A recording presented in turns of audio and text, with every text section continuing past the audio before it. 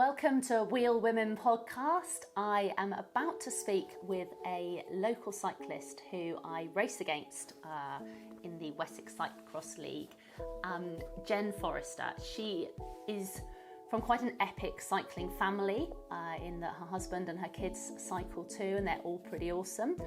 They're very knowledgeable about cycling and very experienced, but also she has quite an interesting story as to how she got into cycling and the cycling that she's now doing. So I hope you find it interesting. Hi, I'm Jen Forrester. I've been cycling for 25 years, something like that. Started back in university really, when I met my then boyfriend, now husband, or then housemate, and he was a very keen cyclist, so he got me into riding my bike. Well, actually he sold me a bike so that I could commute on it. He sold me Tim Gold's old mountain bike, which I commuted on over the summer. I think maybe paid £400 for it, and he's always claiming now that he's got it back because obviously we got married, so it's what's mine is his. So that's got pride of place up hanging on the wall. So I started riding my bike back then. And when we got married after university, I started going out on it was a triathlon club ride that he introduced me to. And there were 3 or 4 girls. We all girlfriends of people who are already into cycling. So terrible that we're all getting into this through our boyfriends. But there was a long ride, a fast ride, and a slightly shorter one, which was the girls' ride. So we all tagged along on the girls' ride. It wasn't really, it was just the slower one, and the girls tended to be on it. And gradually, just every Saturday, we'd go out and blitz ourselves on the triathlon club ride, try and hang in with the faster people as long as we can. Go and enjoy ourselves, having a cup of tea and a slice of toast at the cafe in Bewley in the New Forest, and then pedal on back slowly, and then spend the rest of the afternoon recovering and not doing a lot else. So that's what I used to do, and I used to not really think I was that good at cycling. You know, I just was one of the only women. Didn't really think much of it, but it was a fun thing to do on a Saturday morning. And then when I had the kids, when I had Douglas, I started going out on my bike after having him, and my knees started really hurting, and I didn't know what was wrong with me. I remember pulling up at the side of the road and just bursting into tears, because I thought, you know, I'm never going to be able to ride my bike again. And there were all these things I thought I could do later. Oh, you know, when I'm later on, I can enter some races. Later on, I can go and have a go at X, Y, Z. Oh yeah, I could do that another time. These ideas of going and touring and that kind of stuff, I just had been leaving it. And then suddenly, this kind of part of me that I thought was I thought I was a sporty person. It was almost like my identity was being taken away because I couldn't do anything, and the doctors didn't know what it was. And I went to see a knee specialist who actually was he was a consultant. I think he was a doctor, a GP with a special interest, and he just turned around to me and said, you know, well, you've got arthritis and you're going to have a knee replacement. So, you know, you'll just have to put up with it until it gets to that point where it's too bad. And I spoke to burst into tears and spoke to the nurse. And the nurse said, well, that, you know, go and get some glucosamine, which is quite a good lubricant for joints. It's supposed to be really good to help with pain with these things. But go and see your GP, she said, because you can get it. You can get it on prescription, and then it's not as expensive. And I went to the GPs, and actually there was a student doctor there that day, and the student doctor said, is it all right if I interview you? Because I'm learning, you know, so it'll be a bit of a longer consultation. And I was like, yeah, sure. And so I sat there and I went through my whole backstory with this guy, and he said, hang on a minute, I think I'll go and speak to the GP. And he came back and he said, you need to see a rheumatologist. This isn't a physical problem. I thought I'd damaged my knees, I'd hurt them going out cycling or running or walking, whatever. And went to see, I paid to see a rheumatologist so I could see them quicker. Which I think was only £50. It seemed like a lot of money at the time, but went and saw the rheumatologist, and he said, yeah, but the problem is you're a bit young to go on some of the medication, because you have to go through years of trying the cheaper medication first before you get the expensive stuff. He said, so the standard medication, which I'm still on now actually, it had to try it for about 6 months anyway. It didn't do anything to help. But he put me on a trial, so I went on a trial for 1.5 years, and then another year. Sorry, I'm supposed to be talking about cycling. I'm talking about arthritis. No, this is absolutely, because there'll be people out there who will be listening to this and thinking, oh goodness, that's me, or that's my friend. So no, this is, keep talking. So anyway, I went on a medical trial with this guy for a little while, and I just still don't know. I probably could find out whether I was on the placebo or actually receiving anything, but that didn't help. But in the end, I got the medication that I needed, which are biologics, and so I inject myself with they're called anti-TNF drugs every 2 weeks, and I'm still on the original drug, which is methotrexate, which the studies show that it helps the anti-TNF drugs to work. So essentially, I inject myself, and the first one overnight, I just could not believe it. I couldn't get up in the morning. I couldn't kind of get up in the morning, really. And suddenly I could walk, and within a week, the swelling had just gone.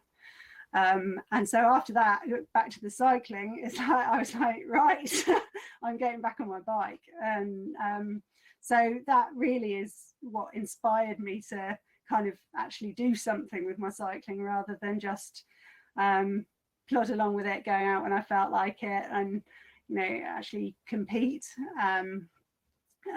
Over this time as well, my husband, he's been doing cyclocross for many years, and I used to go along to races and watch him. And I'd stand there with a bottle. At the time, you were allowed to hand out bottles in cyclocross. So I stand halfway around the course, holding out this bottle, going, go on, Alex, go on, Alex. And then he'd finish the race, and I'd go, did you hear me? And he was like, no. So why am I doing this? I thought, hang on a minute, if I'm going to go and stand in a muddy field, maybe I should actually have a go, rather than just standing there and just screaming for him. I thought it looked like it might be fun. I always thought I'd do a lot more mountain biking, because Alex described cyclocross to me as the cross between mountain biking, road racing and running, and I've never been a very good runner, or a very enthusiastic runner for that matter. So I always thought, oh God, I don't want to do the running. In reality, only the very hardest races, where they're going through sand pits and things, or those very big hills, is it really running. I think when you do cyclocross and you jump on and off, if you do that motion correctly, you carry your momentum. You're not really running, you're just moving your legs so that they move at the same speed as your body's already going, and then jump back on again. So actually it turns out cyclocross isn't really running, although I do a little bit of it. But yeah, that standing on the side, I just thought I should have a go. So I did. I think the first time I ever did a cyclocross race was back before I had any knee trouble, and we used to ride around with the guys. I think actually with everybody was in one race. There were about 30 odd people, and I used to finish about halfway down the field. I don't think I ever raced against another woman, but there was one other woman who was racing the same season as me, and we just never actually did the same race, so I never actually raced against her. That's crazy. I really enjoyed that. I enjoyed racing around with all the guys, but I was in the same race, and I'd finished about halfway down the field, and the prizes were like a raffle. So you all go and stand in a little room at the end, and they'd call out everybody, and everybody got a prize. And it might just be like some slightly cheap bottle of wine or whatever, but you got something for going. So it was really nice back then. Sorry, but now then. So roughly when was that? So we're 2021 now. I guess that was 2000-ish, or no, maybe a bit later than that. Yeah, after we were married, so early 2000s. And I think it had been like that for a long time. And I think really it was the Olympics. When was that? 2006? 2012. The London 2012 Olympics. Yeah, probably. So kind of the new build up to then and just afterwards. And after we'd had the kids, everything really took off, and many more people were doing it. And so when I started getting back into cycling, and I had another little bit of a dabble with cyclocross, it was really, really different. It was really strange because the women had a separate race, but they were set off with the Vet 50s, so behind them. And I guess you've experienced this because it was like that when you started. That in front of them. So the women were set off, and then the Vet 50s. And of course, I'm getting confused. No, the 50s went off first. Yeah, and we would catch them. Yeah, you're right. So we set off behind the Vet 50s. But back when I first started again, so when the kids were 3 or 4, so I guess 2012, something like that, there were only about 15 women max, I'd say. And so actually when I first went back into cyclocross, I was a bit disappointed. I kind of thought, it felt like I was doing a time trial, because I was no longer racing with the men, so I wasn't racing against them. So they didn't like you to catch them, because that makes them feel a bit, they're not strong enough if you're being caught by women. And equally, they're strong even though they might not be technically as good, so at different points in the course they might be faster than you, so it's difficult to get past. And then you didn't see any of the women either, because there were so few. Everyone was spread out. It wasn't really a battle, it wasn't a race anymore, it was like a time. That's my this thing going anyway. So that was a little bit odd. I wasn't that keen on it. But every year I was going along, and Alex was doing more racing, and I was seeing more and more women turn up, and suddenly it flipped. There were enough women that you would actually be having a proper race with people you felt like you were properly, you should be battling with, and it was great. So there was this real time in the middle where it didn't quite work, and then now we've had up to 60, maybe 100 women in a couple of the races, which is amazing, and we've got our entire a race to ourselves. And yeah, I've loved it. I've done a lot of training. So yeah, I started training properly, which I'd never done before, 4 years ago. So Alex's big race has always been the Three Peaks. And he decided that if he was going to get back into cycling, he wanted to race the Three Peaks, and he wanted to race it for his team that with his friends from up north that he used to race with for that team. So he said, this was before my legs were better, do you mind if I do this? I said, well, yeah, that's fine. I'll support you to do that, because it's quite an undertaking to really train up for something. And at the time we obviously had young kids, and I didn't know if we had time to do it. So he went all out training that year, and he got so fit and so thin and so lean so quickly. I thought, hang on a minute, I'd like a bit of this. So when my knees were better, I said, look, I'd really like to have a go too. I've been not doing a lot of exercise, obviously, because I couldn't really walk properly, and I just felt it. I felt it wasn't that I was fat, it was that I just felt I didn't feel energetic, and I wanted to feel good again. So he's a coach now, but his brother was coaching at the time, and so his brother took me on as well. and I got a power meter and looking at all the numbers. And I know Lindy was saying last week that she doesn't, or the other week, that she doesn't look at power at all. She's not ever used it. I think for me, it's been really, really useful, because if you don't have a measure of how much effort you're putting in, it's really, really easy to overdo it and then have to take so long to recover that you don't actually get fitter. You just stay on a level. And having that power there, it really helps to keep you at a level that means that you can carry on training and get fitter. And especially if you've got a real limited amount of time when you can train, which obviously having a family, it makes it quite tricky. So fitting that all in means that with the time available, you can do the best possible to make yourself fitter and stronger. And every time you race, you want to do a little bit better than you did last time. You're always trying to beat the same people. You're always trying hard. So yeah, it's so I found having a power meter and looking at heart rate data and that kind of thing really inspiring. As well, you've got this lovely blue line. Alex always jokes that I like there to be a line on a piece of paper with maps as well. You know, we're allowed to go there if there's actually a line on the bit of paper.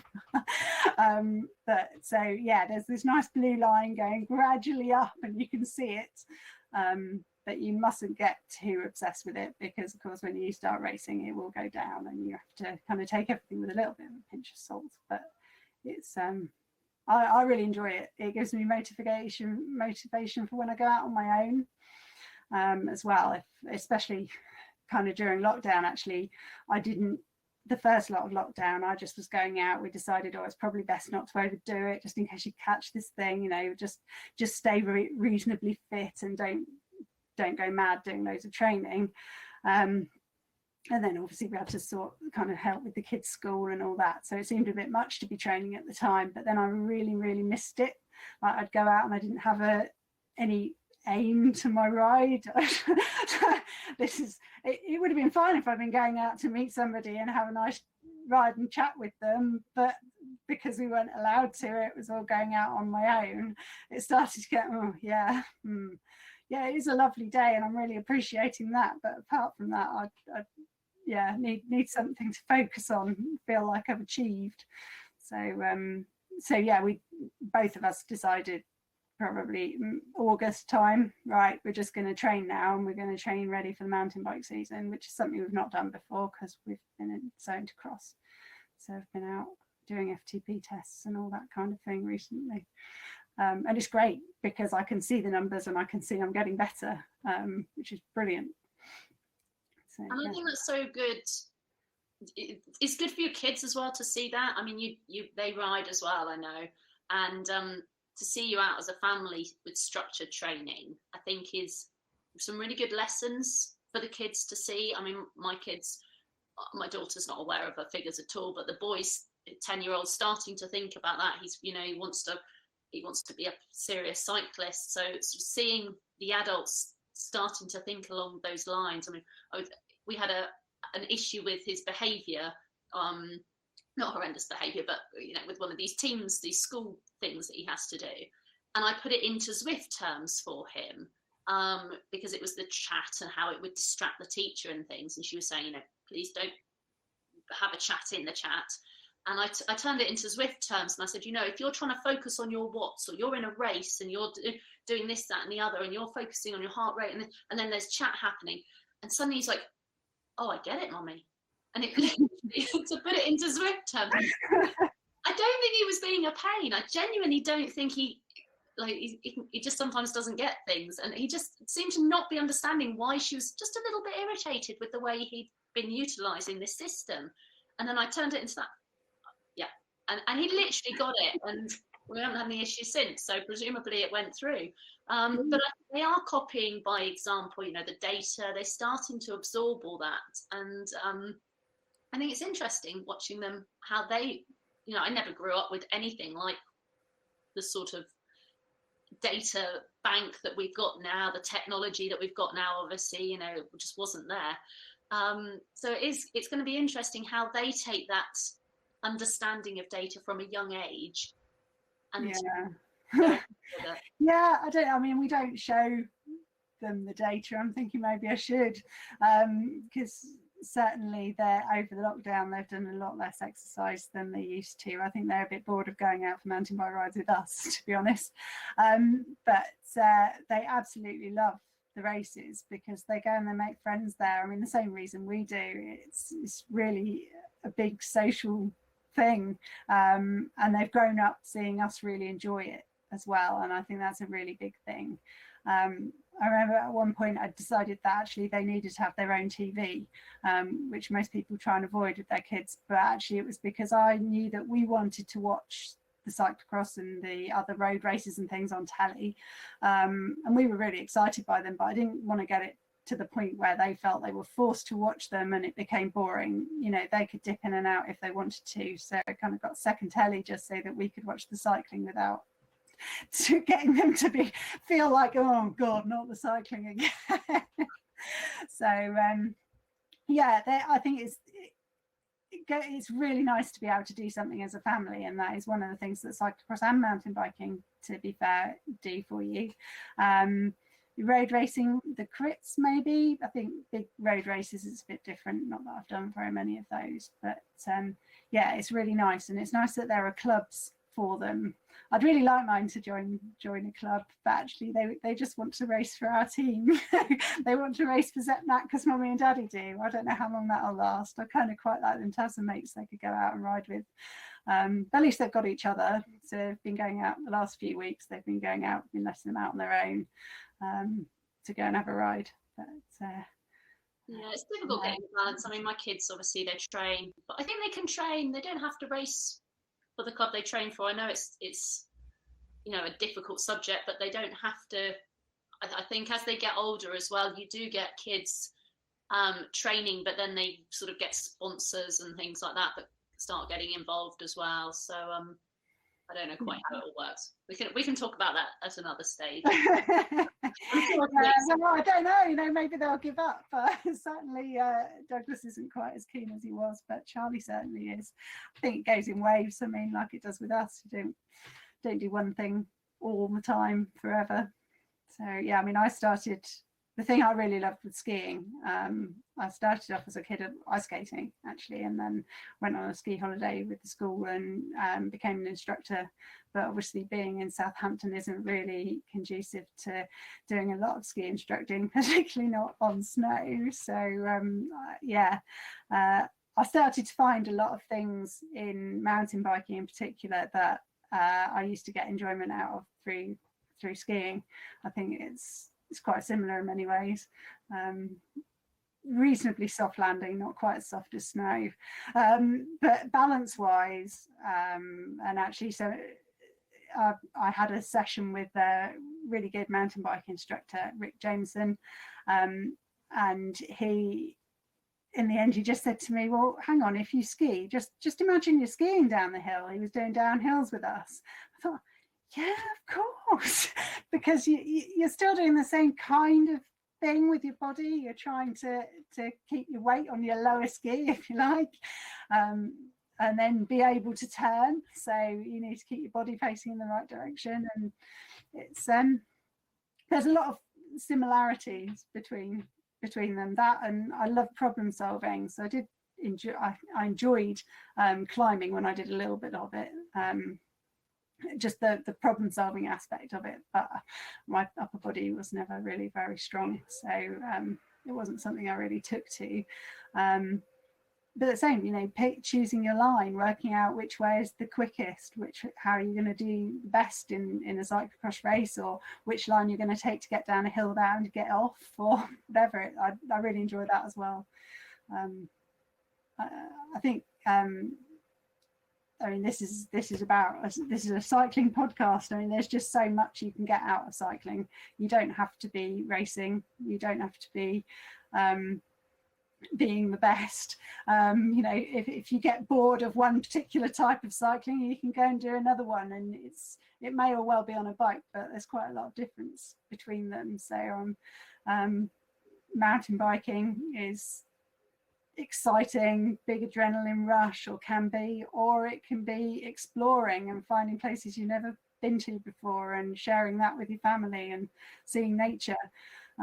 So talking of exploring, you did some exploring. I guess it's 2 years, 2019 now, 2 years ago, nearly. Oh yeah, yes. Yeah, I'm not sure that's but yeah, it is exploring. We Alex and I decided that I really wanted to enter a really big mountain biking race, which is something I've never done, and I thought it would be a really good challenge. So I wanted to enter the Transalp, but I think that's 7 days, the Transalp, and childcare wise, it just wasn't feasible to us, 7 days. And then we looked at the Swiss Epic, which is shorter, but then the cost is, for us, was astronomical. We couldn't afford to do it. I think it was going to cost over £3,000, and that was without transport to get there. So we just thought, well, hang on a minute, we'd really love to race because we like doing that, but at the same time, we could set ourselves a really big challenge. So we decided that we'd try and ride across the Pyrenees off-road in 5 days, because that's what we could afford to do with respect to childcare. That's what they'd said, the grandparents. 5 days. And so we planned a route. It was a little bit, it took a bit longer. No, hang on. How many days did it take us? Oh, I'm a bit worried now. It might have been 7 days in the end. It was 500 miles. It was 5 days. But we did from the Atlantic to the Mediterranean, and we tried to put in as much of off-road as we could, really, to get across in the time.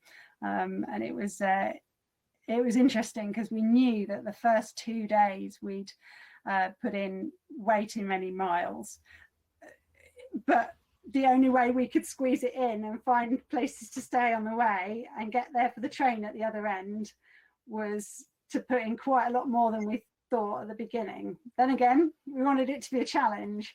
But every time you go off-road, you don't know what to expect. So if you're planning a route on road, you kind of know how long it's going to take you. But off-road, you don't know if you're going to be able to ride it, or you're going to have to hike with the bike. What the terrain's really going to be like. We were looking on Google Earth, but something that looks like a nice smooth gravel track actually turns out to be boulders. Things get a little bit tricky. So we had a little bit of an issue third night in, where we didn't make it to our Airbnb in time because the guy had left a key at a bar for us, and the bar had shut before we got there. So the guy said, "Oh, well, it's all right," and he sent a photo of it saying, "We'll put the key in this box for you." And when we arrived, the box was there, but there was no key, and it was 1 a.m, just deserted. So Alex was getting our kit out. We did have emergency stuff with us, so we could sleep outside if we had to, but Alex was trying to lay us out some stuff in the church was open, so he thought we could sleep in there. It was freezing in the church. I was like, I'd rather sleep on the grass out here. And I said, I just can't do it. So I knocked on a hotel door, and this woman, I assumed that there might be a night porter or something, but it wasn't a big enough hotel for that. And the owner of the hotel opened her window, just shouted down in French, "Do you know what time it is?" Oh my God, yes. And I told her what happened. And obviously she was somewhat annoyed because Airbnbs are taking half their custom, I suspect. But she said, "Vite! Vite!" And she came down, opened the door, she goes, "Vite!" And I was, "My husband, I've got to go get my husband." Sprinted up the road on my bike, said, "I found us a hotel," and she let us in and didn't charge us over the odds. I mean, we'd have paid double, I'm sure, just to sleep there that night. So, let us store our bikes in the back, and we got a decent breakfast, and off we went the next morning to try and catch up. But after that late night, I just collapsed. On the next day, it was 40-degree heat by 11 o'clock in the morning. And I just said, I can't do it. I can't go any further. And Alex is going, we've got to. I said, no, look, we're just going to sit here and we're going to spend the afternoon working out how we're going to get to the other side. Maybe we'll stay at different places. Maybe we'll get the next train. So we just spent the whole afternoon in a bar with the Wi-Fi trying to work out exactly how we were going to get across the Pyrenees. And in the end, we did it. But we couldn't make it longer. We had to make the last days longer. So the actual last day was over 100 miles. So yeah, it must have been 7 days in total. So we couldn't really have 8 because the grandparents wouldn't have been happy. But we couldn't have 8 because the train couldn't take our bikes. So you have to put your bikes on the train in France, and to get back to where we started and back to the Loire Valley where they were with the kids, we needed to get the train with the bike that we could put the bikes on. And when we tried to rebook, there weren't any spaces for the bikes. So although we thought, oh, we could put it back a day, we'll just ring them and tell them that it's been a disaster, we couldn't do that. So yeah, we managed to do it, and the last day was excellent. Absolutely loved every minute of it. And we actually, instead of using our planned route, we used Google Maps to take us on a cycle route, and it was epic. It was excellent, like downhill, off-road, rocky, difficult. I nearly said, there's no way I'm just going to go off there that Google's sending us. That's crazy. We'll end up never getting there. But Alex convinced me because he likes doing silly things, and it was really, really good. So yeah, and it was a tailwind the whole of the last day as well. Got to the coast, and so in hindsight, it was better than doing something that we hadn't organised ourselves, because if we got to day 2 or 3 and not made it, that would have just been it, wouldn't it? You kind of failed. You'd have got a lift to the next stop, or whereas because the challenge was to get from the Atlantic to the Mediterranean in that amount of time, the fact that one day didn't quite go as planned didn't screw it up. We managed to work out how to get there, and we still did it. So I guess that appeals to your problem solving desire that you talked yes, about. I suppose so. Yeah, problem solving. So yeah, I mean, and that's another thing, we thought this is going to be a real cycling challenge, and it wasn't a cycling challenge. It was more for me, but the biggest challenge was the logistical one. So I mean, I suppose if I was a little bit more keen on actually camping, it wouldn't have been such a big deal, because we'd just stopped wherever we were. But we didn't really want to do that. We wanted to go light so we could really enjoy the cycling, carry as little as possible, and stay in a bed and have a shower each night. So yeah, we had to arrange the B&Bs and everything. It's your holiday too, and you've got to make that part of it as well. You've got to enjoy some bits and have a few luxuries. I think it's different when if you've not got kids and you don't work really hard and things, and you can do another one in a few months' time, then yeah, you might rough it a bit more. But when that's your holiday for the year, that's your break, that's your time off, you want a bit of luxury as well. So yes, although there certainly were moments where we were close to divorce, but we got through it. I can imagine, and I think I would have been similar. I remember arriving in Italy at 1 a.m. as a student, or whatever I was, A-level, and we booked somewhere, but I hadn't anticipated, this was pre-iPhones and all that sort of malarkey, anticipated where it was. And I remember eventually, after 2 hours of walking the roads, trying to find this road in a foreign country that I'd never been to, we got in a taxi and he drove for 20 minutes to this place that we'd booked. And we got there and she's like, yeah, we're all full, you should have been here so many hours ago. And I just cried. I just did, I'm afraid. I just cried, and they just wanted to shut me up, I think. So that, well, actually, we've got somewhere you can stay. Oh, that's right. They sort of put us in. We our room had gone, but we were in separate. It was in bunk rooms.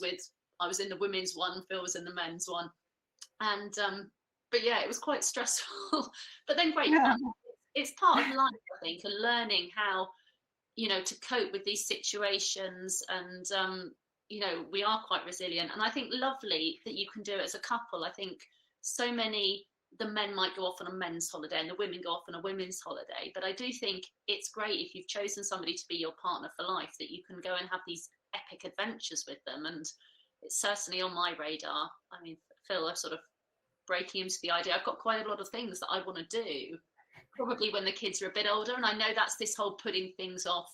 We're starting to do more with the kids, but the childcare is a real issue. And like, I think if I said to my in-laws, could you have the kids for 5 or 7 days, they would probably say no, thank you.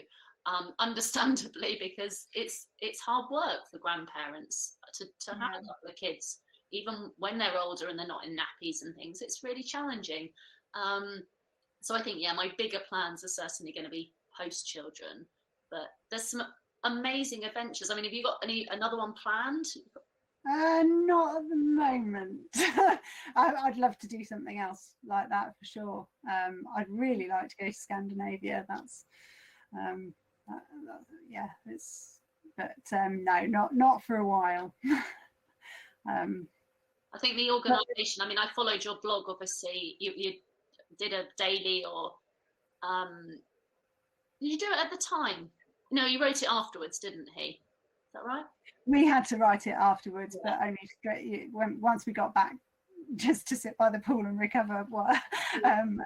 So yeah, we had to write it afterwards, although we probably would have quite liked to have done it live.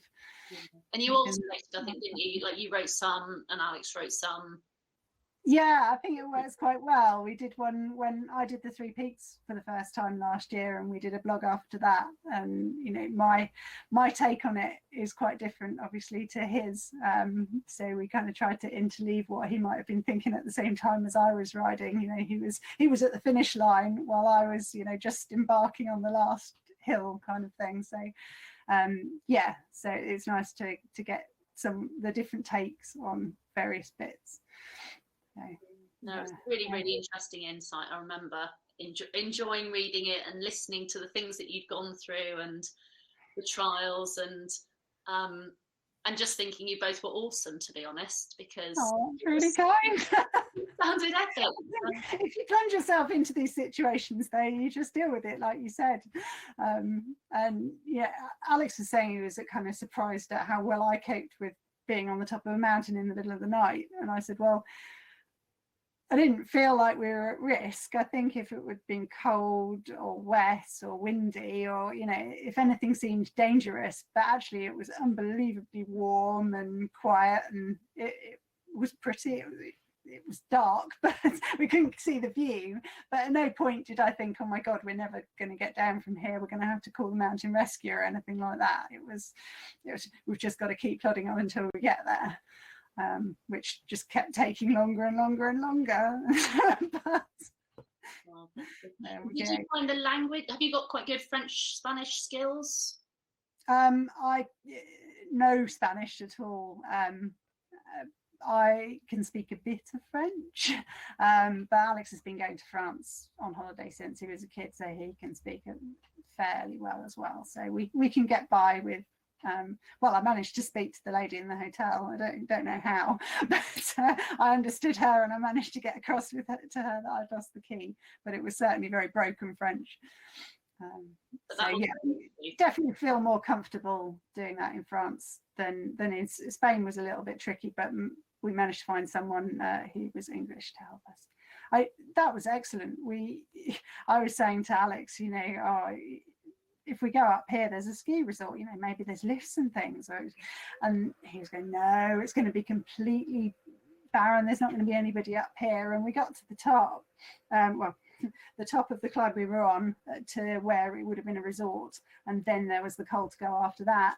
And turned up, and there's this like auberge thing, lovely food, loads of people walking, and e-bikes everywhere, because we've been spotting these e-bike hire shops, and I was thinking, you know, this could be good, but we wouldn't let ourselves believe it. We thought we were going to be in the middle of nowhere and nothing, and we managed to stop and have a lovely plate of food, meet somebody who had an cyclocross bike, have a chat with them about their cyclocross bike and which was the best route over the hills. and there was another couple on cross bikes as well who were kind of touring. They weren't doing the whole length of the Pyrenees, but they were touring as well. So I had a chat with them, and the guy goes, "Well, you see, the problem is that over there in France, that's where it's wet. Over here is sunshine. This is Africa. That's Europe." So he had warned us that we would get to the top. You could see the clouds licking over into Spain. I thought next time we come to the Pyrenees, we'll stick on the Spanish side. But yeah, we just dived over the top into thick cloud, and then came across two kids, I guess the teenage boys who were walking up there, just normal trainers and t-shirt and stuff, and you thought, oh my god, what are they doing here? And they said, "Do you know where there's a shelter? You've come up into the Pyrenees and you don't know where it is. Why are you asking us?" And we said, "Well, you know, there's one on the map. It should be down there somewhere, not far." But hopefully they found it.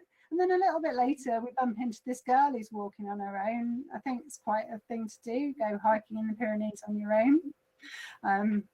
I'm not sure I'd want to do it. I think I'd definitely like to be with somebody, but she was hiking across and she just said, "You know, do you know where I can stay tonight?" Okay. No. We'll get there a bit quicker than you because we're going downhill on bikes. Walking.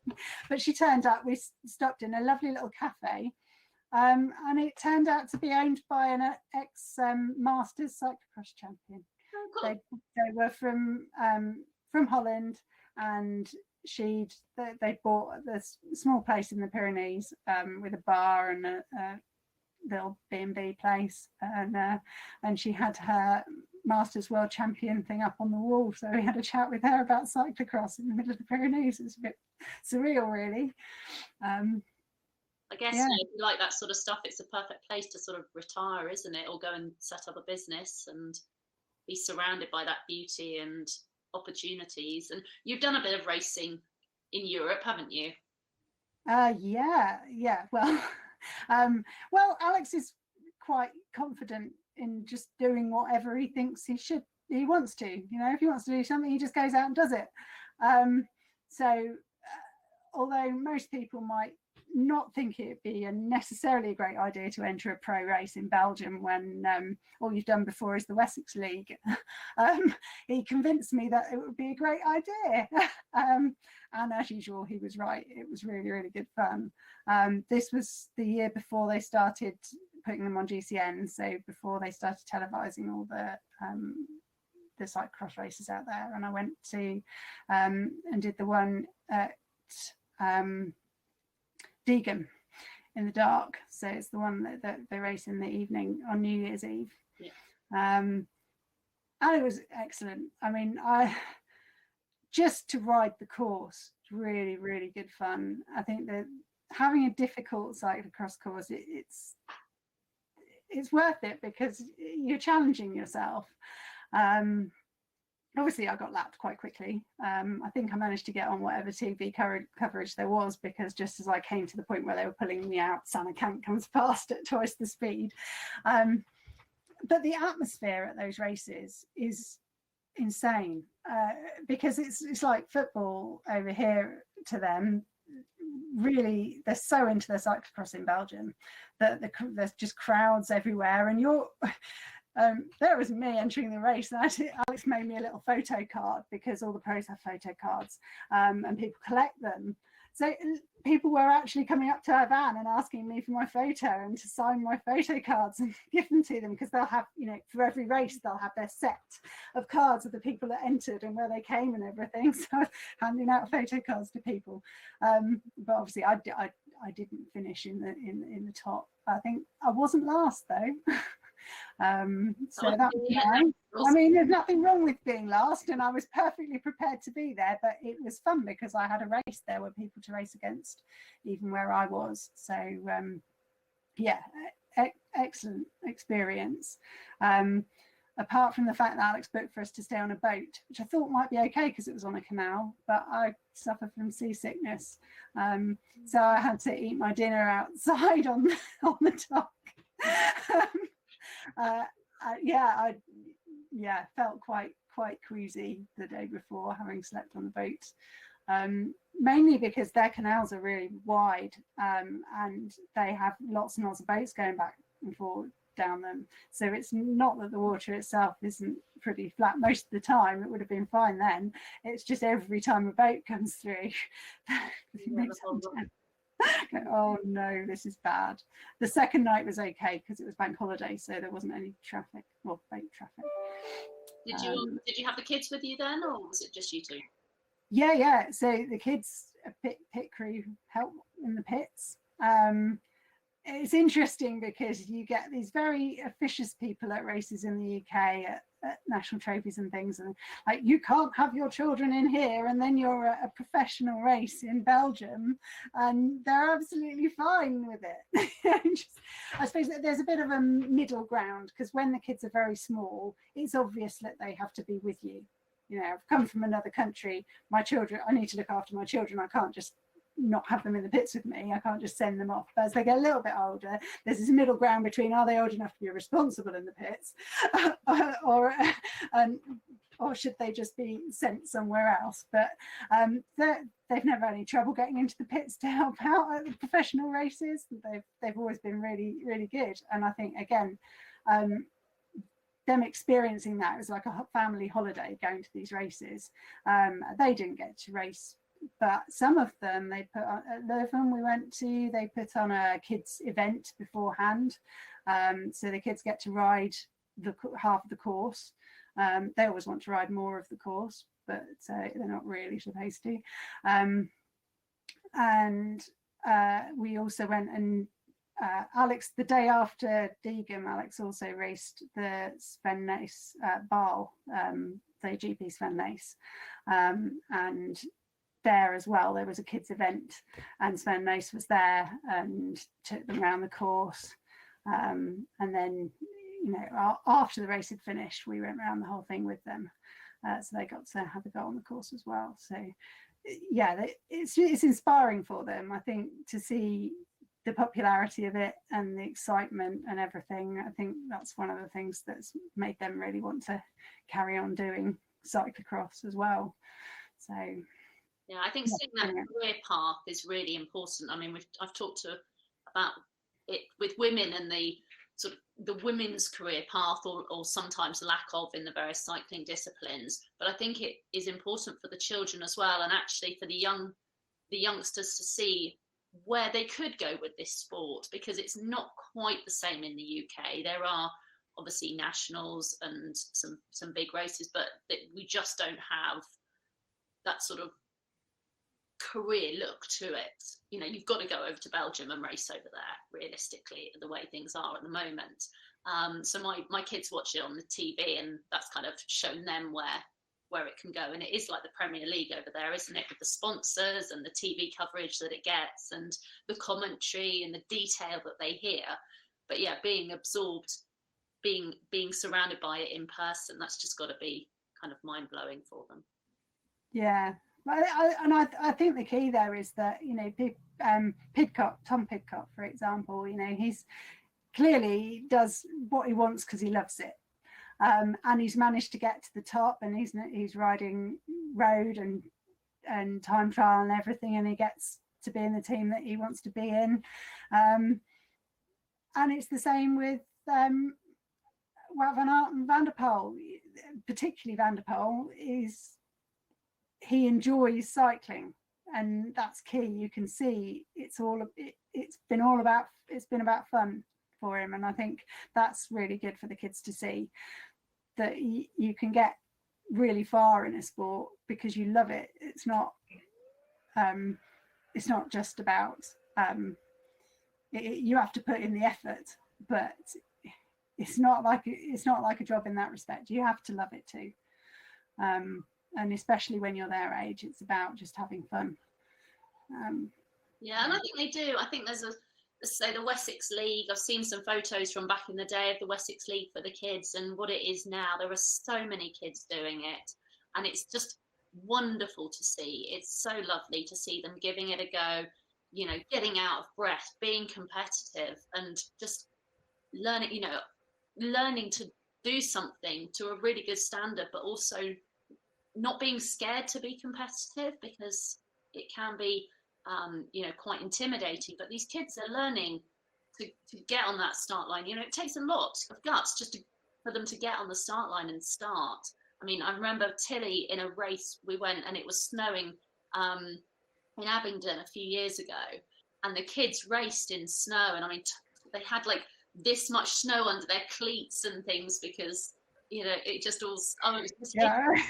I remember standing at the start with her, and I was like, just start, please, Matilda. Like, you've done the hard bit, you've done the practice lap, and you've got out in the snow. And I don't know what she was, like 4 or 5 at this time, tiny little thing. She was bundled up. And I was like, please just start. You'll love it that you've started. I'm not doing it, Mummy. I'll give you a sweet if you do it.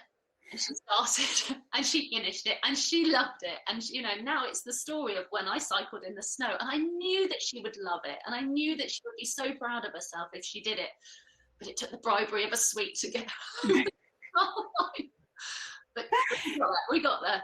Yeah, I think that was definitely that one an experience for the kids, because they'd be like, I really want to go and play in the snow, and then they'd be out playing in the snow for about 5 minutes max. I want to come back in. It was freezing, because by the time we raced, the snow had gone. It was that just cold and damp that gets right into you.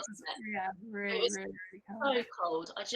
I remember literally sitting with my hands and feet in the footwell, trying to just get warm afterwards. It was such a brutal race, but I'm so pleased I did it, because it showed to me, and that was the thing with the kids, I knew that it would be something they'd remember, that they did that. And when life gets hard, when they hit a hurdle in whatever, whether it's cycling, whether it's in life, I can say, look, do you remember that race where you started and finished in the snow, and it was brutal, and the wind up there was horrendous, but you can do it? And I think, it just transcends, doesn't it, those sort of experiences across life.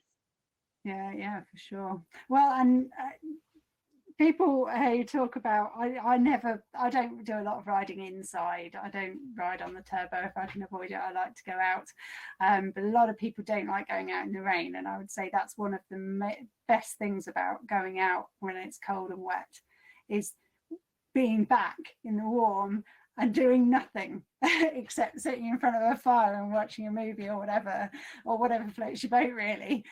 Just, it's so much nicer having been out first.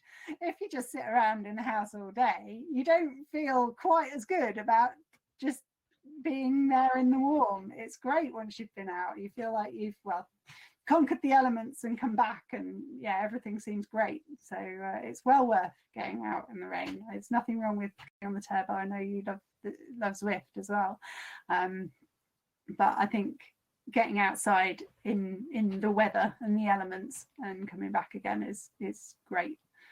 Yeah, no, I agree. I think I have really, since the start of lockdown number 1, really got on board with online training. I was very cynical before, but it is this, I was aware in my cycling that I needed to make that shift like you did, to start caring about the numbers. Sorry,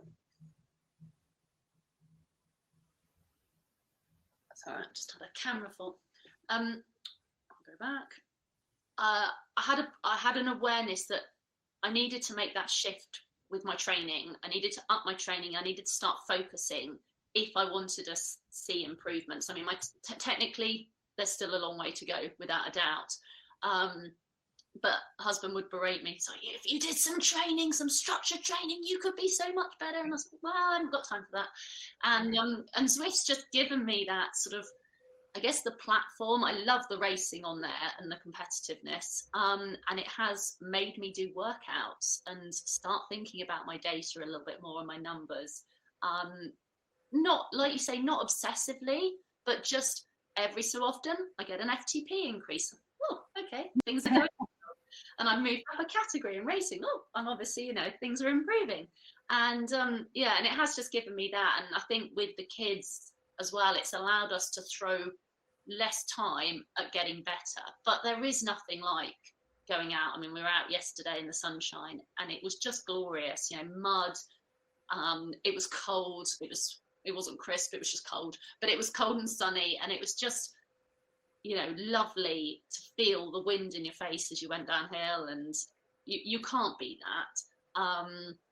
But it's finding what works for you. I think as long as people are doing exercise, that's a start. And then, hopefully people potentially start on the online world and then try real world. I mean, I'm hoping that the uptake that we've seen of cyclists and online riding over the last year, next year when we get, or this year hopefully, when we get some time trials coming through, when we get some cyclocross races coming back, people will go, well, I want to take my skills now and see what else I can do with it. So I think there is a real responsibility on us, hence why we're here and talking about it. Start telling people about what's out there, because so many people just don't know. I mean, I had no idea I would love cyclocross, and I remember my first race was like, the husband had been raving about it, and I was like, okay, well, I'll give it a try.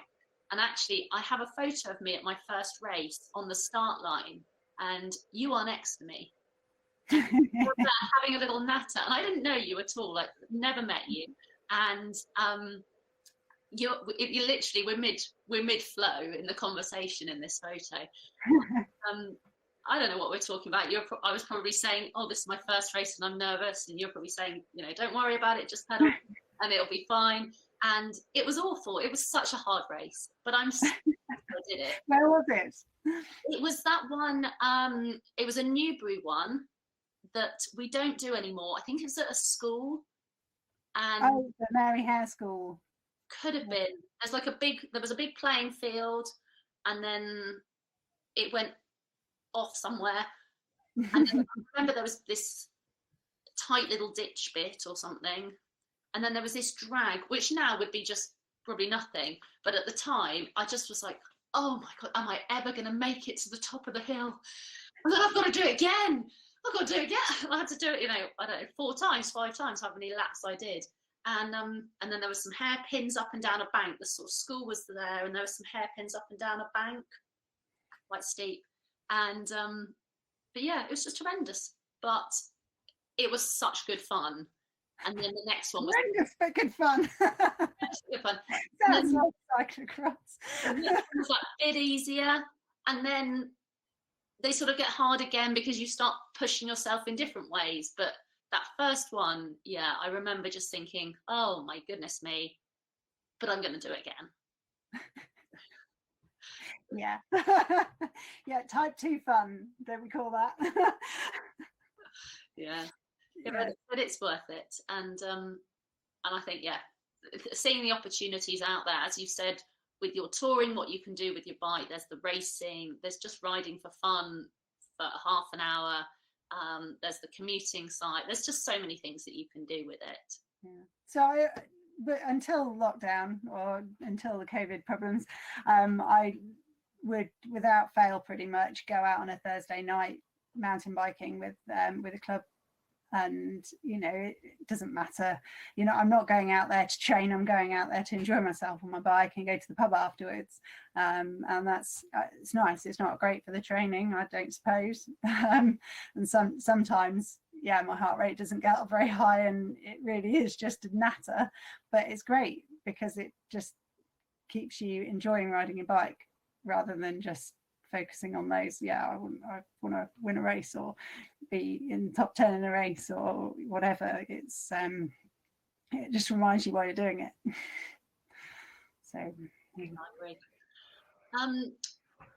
So just touching back, I think we talked obviously about the health side quite a lot. I was just wondering if you've got, I obviously see that you share bits and pieces on social media, because what's the official title of what your condition?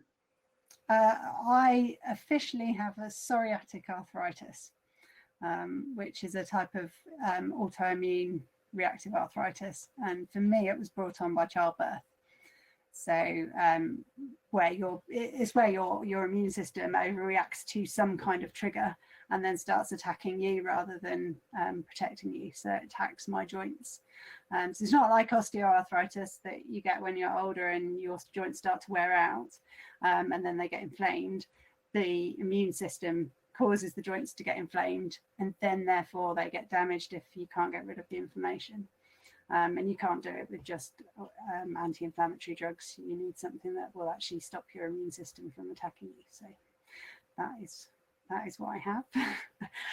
But it's definitely changed my attitude to, you know, giving things a go. And like you say, racing in Belgium, well, you know, maybe I would have said no. And I've spoken to other people and said, you should go out there and try it. You really should, because, you know I maybe wouldn't have done it when I was younger because I was scared or worried about how I might be perceived or whatever, or I'd be right at the back of the field. But, you know, you might not get a second chance. So now I tend to just think, well, whatever, I don't care what anyone thinks of me, I'll just do it. I think with cycling and a lot of other things actually that are particularly things that are male dominated, women seem to be really worried about going out and giving it a go, even joining clubs or going on group rides. And I'd certainly say to them, just try it. You know, it might not be the club for you. You might get left behind. Well, you know, what have you lost? If you're expecting that you might get left behind, well, that's fine. But you can always ask. There are clubs that say, you know, no drop. We won't drop anybody. And so, you know, they're always going to wait for you, and that's fine. There are others, like one of the triathlon club groups that I used to ride with. I didn't go with them every week, but if I fancied really trying hard, you know, that was we will leave you behind. That was the rule. You know, if someone has a flat, tough, we'll meet you at the cafe. You just have to know that that's how it is. You can't expect a club ride that is about training and going as hard as you can to wait for you if you're not into that. And equally, you might find a group that you just don't have anything in common and you wanted to have a chat and they're not like you, but another group might be. You know, I think people need to give these things a go. They can't expect everybody to do everything for them. They just need to find, you know, you don't make friends with everybody you meet. So it's the same with cyclists.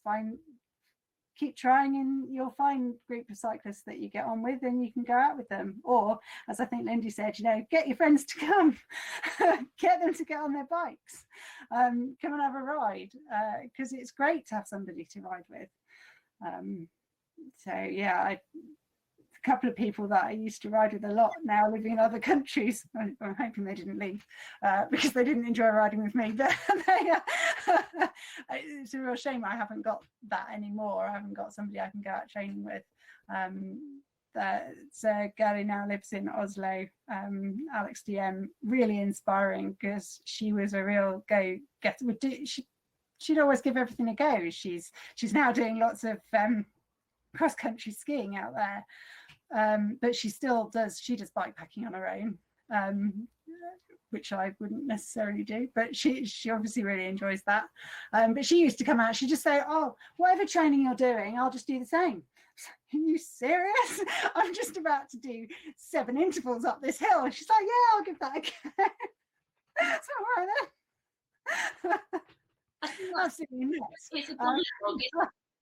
But it was excellent because we'd always be able to go. She was around. She was a postdoc at the university in our group, and so she was around for the 3 years she was doing postdoc. Used to come out riding with me, which is brilliant.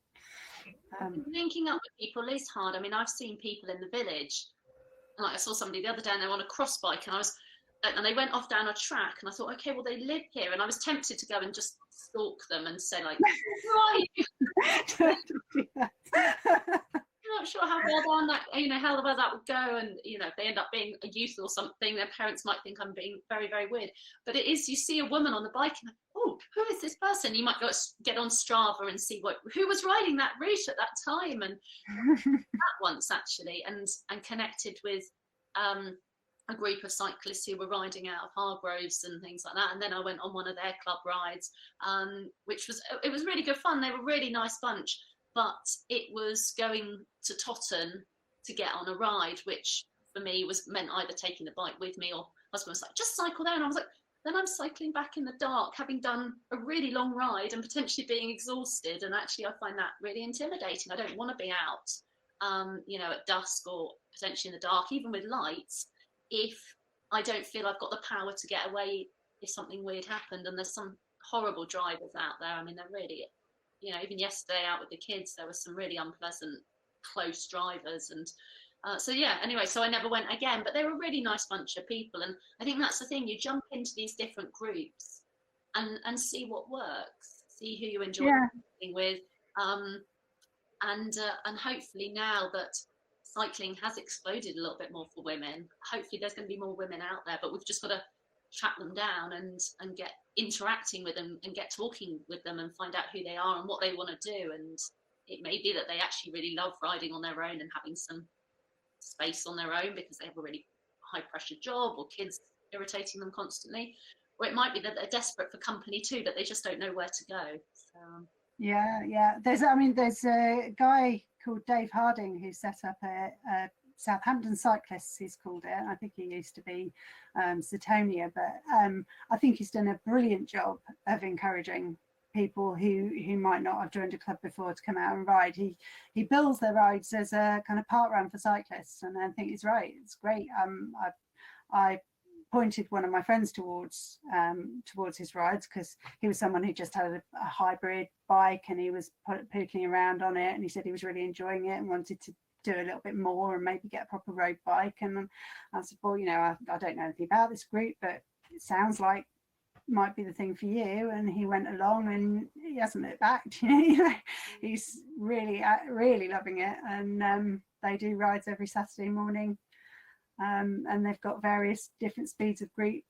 But obviously during COVID, it's been a little bit difficult. They've kind of had to split up into smaller groups, or they've not been running because of that. But I think going forward, hopefully these groups won't have totally disbanded over the last year, and they'll still be keen to get out and get more people involved. And the truth is that people who are organising club rides, they're usually people who are really enthusiastic about encouraging more people to do it. So you shouldn't really feel intimidated if you're worried about going on a ride, because most people are really welcoming. They want you to be there, and if you're not the right speed for that ride, well, there'll be another one that you are the right speed for. It's not all about that. It's about enjoying yourselves on your bike, and finding the right people to do it with. So I don't think there are quite as many off-road groups. That's, I think, no. I joined one in the summer. Hampshire Gravel Cyclists. I went out with them. Unfortunately, towards the end of the summer was when I realised, when I found them, and went out one evening and had a really nice time. They went locally from me and were a nice bunch. But there aren't so many. I mean, the off-road's difficult, isn't it? Because it's not always very well linked up. So getting sort of longer rides can be tricky. Particularly if people are on mountain bikes, potentially quite heavy mountain bikes and things. You can't get them. Yeah, there is that. The difference in the bike is it can be a bit tricky. But New Force, who I ride with, they're predominantly middle-aged people, I would say, who are part of the club. And they're always trying to get more people to come along, but they're certainly not managing, for some reason, not managing to advertise themselves to younger riders. But they have rides named after curries. So the milder curries are the shorter, slower ones, and the Jalfrezi is probably the faster kind of organised club ride. I think there's a Madras, but they're a bit of a splinter group. They spend more of their time in the pub than they do on the bikes, I think. So they go very, very fast and then they go to the pub. But they're really, really friendly, and they do. That's in the week they have those rides, and then at the weekend there's a club ride, and they split up into however many groups depending on how many people, and someone guides a slow ride and someone guides the faster one. So there's always something for everybody, and they've been going for years and years and years. I've taken my love of sport online, and I'm doing a group ride on a Sunday at 6 o'clock, and just inviting people along. We jump on Discord and have a chat as we all pedal. And that's the thing, there is such a variety. There's off-road, there's on-roads, virtual. There's other people doing virtual. I'm certainly not a trailblazer with that, but something that I thought was important, particularly for women who might feel a bit conscious going out, a bit self-conscious, going out and joining a group, and we rubber band so we all stick together, and we did one where we all did the workout at the same time, and because it takes into consideration different FTPs, you actually all stay together. And that's the thing, there's so many opportunities for bits and pieces out there, but it's shouting about them. I love this story. Different stories. This is a very, very long interview. I know. At the time. Yeah. The ride I went on a ride with Hargroves like you at one point, and I never managed to go back just because that day wasn't really suitable for me. I'm always worried that they think I didn't come back because they were too intimidating, or I was worried they were too fast or something. But I went out to see how fast they would go, and then they told me where they were going, and I thought, I'm not sure I want to go that far tonight, to be honest. And I got dropped on the first hill, although someone was riding next to me. And I thought, when I got to the top, I said, no, I'm just going to turn left here and I'm going to go back. And I always thought I'd go back again, but I never did. But it's what people. I've been following a lot of Facebook groups, particularly with women who've only just taken up cycling, and there've definitely been comments about women who felt it wasn't very reasonable for men to give them advice. But I remember feeling really annoyed with this guy, because he said to me, going up here, imagine you're scraping dog mess off your shoe when you pedal up the hill. And of course I'd come back to cycling having had a fairly long break, but I kind of felt like I knew what I was doing on the bikes. Why are you telling me how to get up the hill? I'm just unfit. But he was just trying to be helpful. And the truth is, I probably wasn't pedaling as smoothly as I used to. And I thought, actually, I've given that bit of advice to some people who've asked me for advice since, because I thought it's brilliant. It's a really good thing to think about doing when you're pedaling. If you imagine you're scraping dog mess off your shoe as you pull your foot up, and actually that's one of the things, if you've got power in front of you when you're riding, you can really see the difference if you pedal smoothly. If I'm not thinking about it properly, I can lose 20-30 watts just from kind of pushing down but not pulling back up. It's you can really see the benefit of years and years trying to ride smoothly on a bike. Yeah, I think there's a lot to be gained from men. I mean, your husband, for example, has shouted many sort of comments at me as I'm cycling, and I think they're brilliant. I love when he shouts something, when he can be bothered to shout something at me. I listen, and, very helpful. I get very angry. Don't shout me, I'm trying to concentrate. I'm like, no. I think I find encouragement, and that's the thing, we're all different. I really love being shouted at, so I really shout at my kids, and I know some people look at me like, what's wrong with her, like those poor children. And it's well, I like being shouted at, so therefore I give it back, whereas actually not everybody likes being shouted at, and my kids do at the moment, but at some point they may not, and that's fine. But Alex has shouted bits and pieces at me, and it just makes you think. I think there was one, like, look up or something around that corner, and I did. I was like, oh my god, that corner's suddenly so much easier. And the guys have got loads of experience. They've got some great things to tell us. Sometimes guys they don't say it. They don't necessarily think how they say it, and I think that's how women can get a little bit offended or feel upset by what's been said. And I think it can happen to anybody, but there are some guys with a lot of experience out there, and we want that experience. And that's the thing, it's not women v men at all, but women have got a long way. We're coming from quite a way back, and they're needing to be pushed up. Definitely fewer of us riding, that's for sure. Yeah. And it's really nice that I'm not the only one. I'm likely to be able to find someone else to ride with, whereas certainly back in the day that wasn't necessarily the case. You would know if you went out on a ride you'd be the only woman, and pretty much most of the time now there's a few more out. So yeah, definitely good.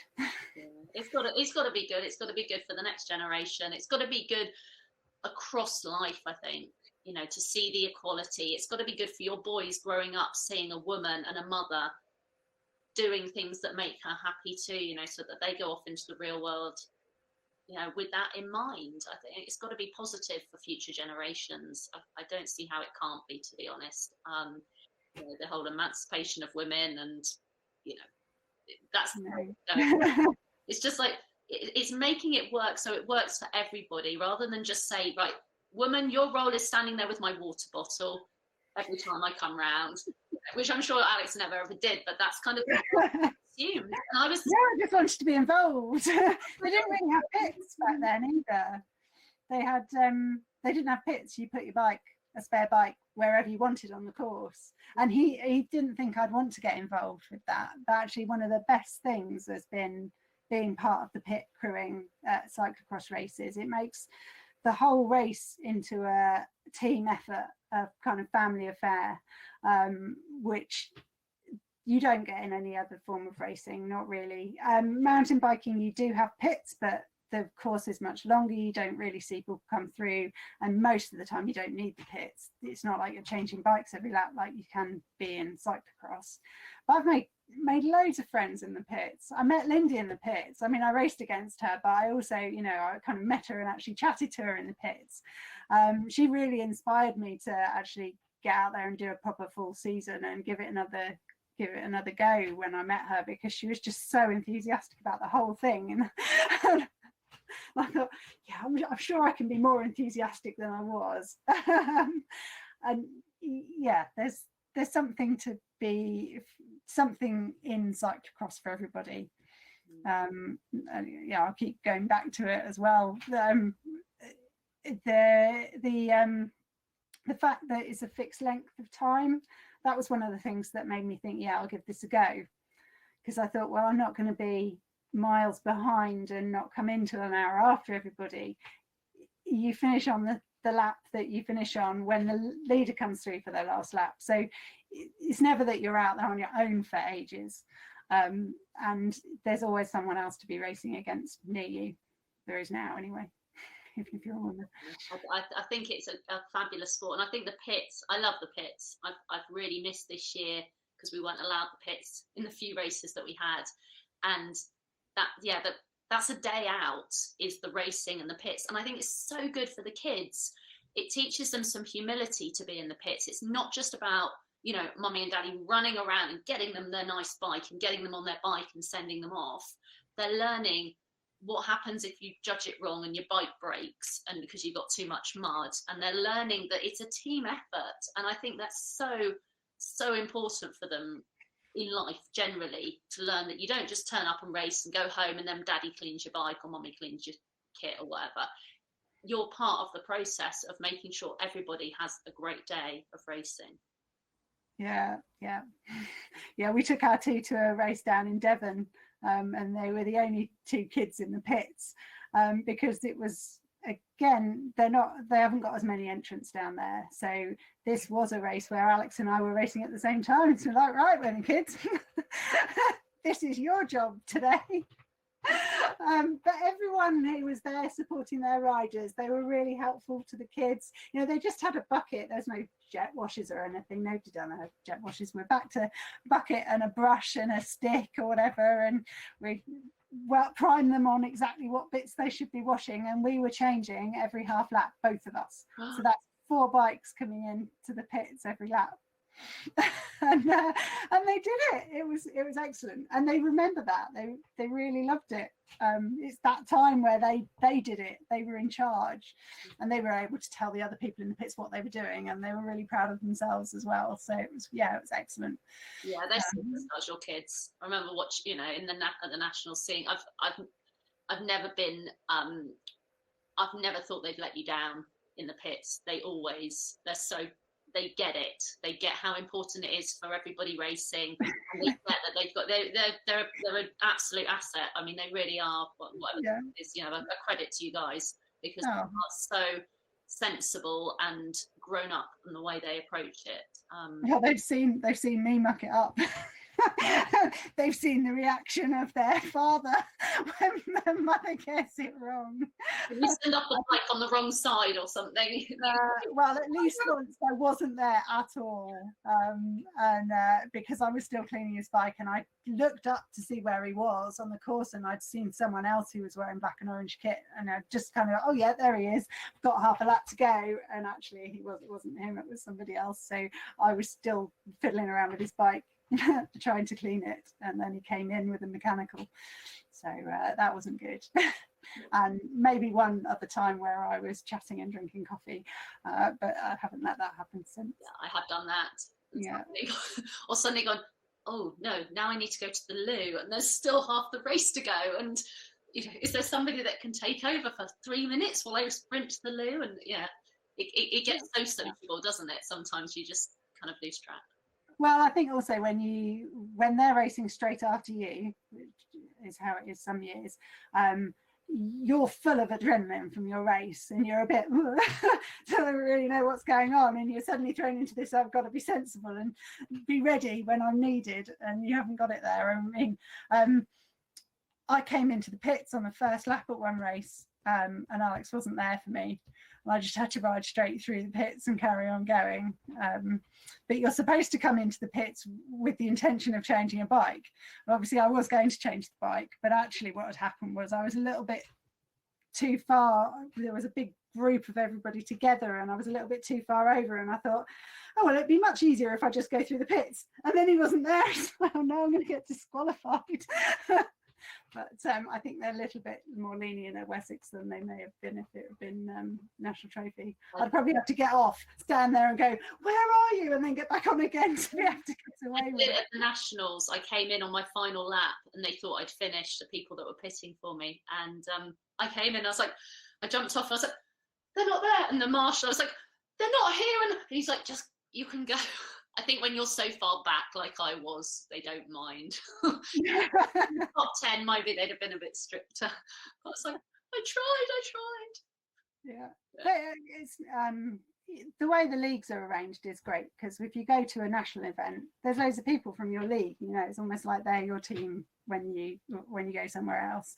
I know Alex and I, with the back-to-back races at the Nationals, you know, we couldn't pit for each other. It just wasn't feasible. So just had to put a call out to anybody in Wessex who might possibly be able to help and be going to the same race as us. And someone stamps up and says, yeah, I'll pit for you. We'll get that sorted, which is great. It really is it's a lovely community. So for anybody who wants to give cyclocross a go, they should definitely do so. We'll be nice to you, promise. Maybe not 2 seconds before the start when we're like Yeah, that run up to the start is not that run up to the start is not indicative of how cyclocross is in the main, because that everybody's worried. Even the most experienced rider, just before a start of a race, has got nerves going. But well, yeah, they use a heartbeat as the starting on the Belgian races and the World Cups for a reason. It's, you know, then the lights go green, and it feels like that even when there aren't any lights there and it's not an international race. It really is go from the gun. It's not like a road race where you kind of pedal along for a bit and then the race gets going. It really is bang. So yeah, that's one of the things that makes it exciting, but it certainly means that people are a little bit pumped before the start. You've got to hit it hard, haven't you, and hit it with full adrenaline. Yes, yeah. I think I've definitely been one of the slightly annoying people giving advice. I rode past somebody in a race, and I kind of said they should follow my line around this bend, because I knew I'd got the right line, and I was lapping them, and I thought, well, it's their first race. I'd had a little chat with them before the race, and I thought, well, maybe that would be really useful or interesting for them. But I think maybe they probably found it a little bit intimidating. I was hoping to go and chat to them afterwards, and they'd disappeared, and I haven't seen them since. I think probably giving people tips during a race is not a great idea, but anyway. It's so hard. It's so hard to judge that. Like I was just gave enthusiastic comments yesterday to somebody who was pushing their bike up Piper's Way, which is a massive hill, steep hill near our house, and they muttered something at me, and I thought, well, maybe that wasn't the right thing to do. But You don't know whether you're being patronising or being helpful and encouraging, do you? I think allez, allez, allez is a good way to do it. I love it when a car comes past. It usually happens in France. Or is it, you know, you're going up a big hill and somebody drives past and shouts allez, allez at you. You think, yes, at least they're a cycling supporter as opposed to someone who starts swearing at you to get off the road out the window, which happens occasionally. Yeah, sadly it does. Sadly. I think we've been chatting for quite a while. This is going to be the most epically long podcast, I think. And but maybe you should edit this a little bit. But I think, like, wow. I mean, I knew before I spoke to you, you'd have a lot to say because you've done so many awesome things with your cycling, and you come from sort of an epic cycling family. So, you know, with all of you, like, so yeah, I knew there was going to be lots to say, and you haven't disappointed. So thank you very much. Thank you for having me. I hope I haven't bored everybody, or that people will find things I said interesting or useful. Having Alex as a husband's really helpful. He grew up with Tim Gold, who is a mountain biking legend. He would go out, and so a lot of the tips I kind of feel have come secondhand from him, and he really knew what he was talking about, so I'm willing to trust them. So yeah, it's nice to be able to share with people. Any final words, any final thoughts? Try it. Try racing. Try going out with people off road, on road. Give it a go. Don't be afraid to. It's like anything. You don't know until you've had a go. You might hate it, but I doubt it. I don't know many people who ride their bikes and then get home after a ride and think, no, I'm not going to do that ever again. Well, I hope you enjoyed hearing about the things that Jen gets up to as a cyclist. I think she's got such a range of things that she does. I find her a very inspiring person to talk to. She's always very encouraging, and she's just achieved so much. And I think that pushing yourself to do something, particularly when time feels like it's, you know, going against you, don't leave it till it's too late. Go out and give it a go. Sometimes it takes a life-changing thing to make you go and do that, but maybe try and do it before that life-changing thing happens.